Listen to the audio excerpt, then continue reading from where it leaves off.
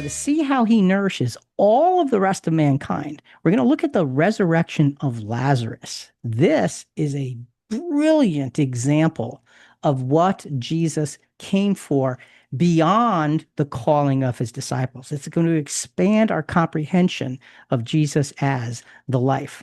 So, let's go to John chapter 11. Let's start with verses 21 to 27. Martha then said to Jesus, Lord, if you had been here, my brother would not have died. Even now, I know that whatever you ask of God, God will give you. And Jesus said to her, Your brother will rise again. Martha said to him, I know that he will rise again in the resurrection on the last day. And Jesus said to her, I am the resurrection and the life. He who believes in me will live even if he dies, and everyone who lives and believes in me will never die. Do you believe this? And she said to him, Yes, Lord, I have believed that you are the Christ, the Son of God, even he who comes into the world.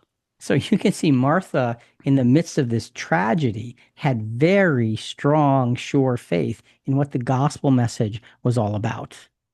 Yeah, but here he said, Everyone who lives and believes in me will never die.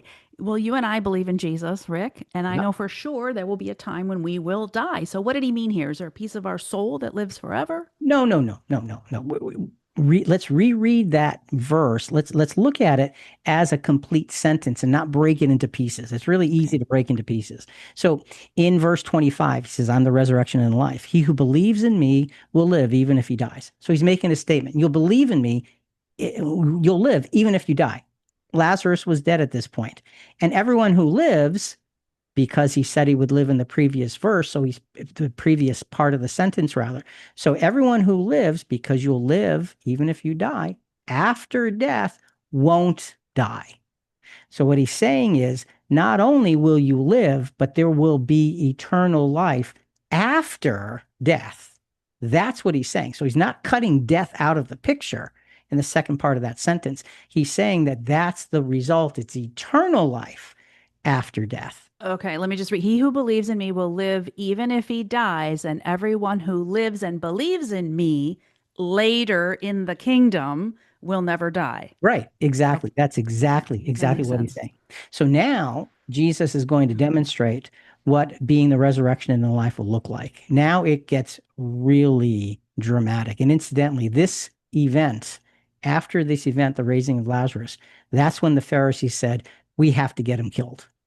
Yeah. That's it. We have to finish this. This is too much for us. Why? Well, just listen to what happens. John 11, 38 to 44. So Jesus, again being deeply moved within, came to the tomb.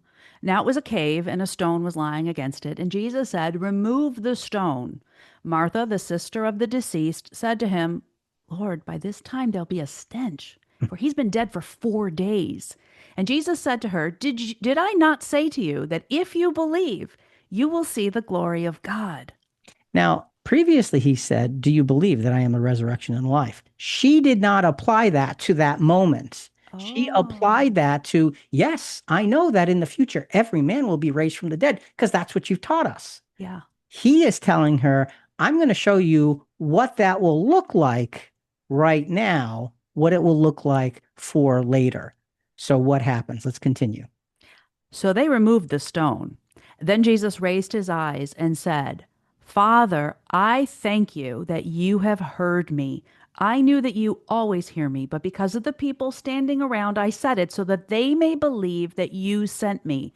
I just want to acknowledge that Jesus always acknowledged that his power came from the Father. Continuing with verse 43.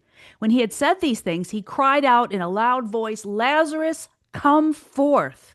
And the man who had died came forth, bound hand and foot with wrappings, and his face was wrapped around with a cloth. Jesus said to him, Unbind him and let them go. This was shocking because this had never happened before. It's never happened since. Miracles of people being resuscitated involve people being dead for maybe an hour in the case of Jairus's daughter, and even for a day, like the widow of Nain's son. But here, Lazarus was dead for so long that his body was literally decomposing. So Jesus not only reversed death, but biological decay. This was unmistakable. What did this foreshadow? This was a picture of what Jesus said to pray for. Thy kingdom come, thy will be done on earth as it is in heaven. This foreshadowed Jesus saying in John 5:28 and 29, a day will come when all who are in their graves will hear the voice of the Son of Man and come forth. This is what he was describing in literal life with Lazarus coming back in a way that was completely impossible. So it's a dramatic foreshadowing of the bigness of the plan of the gospel, the bigness of Jesus being the life.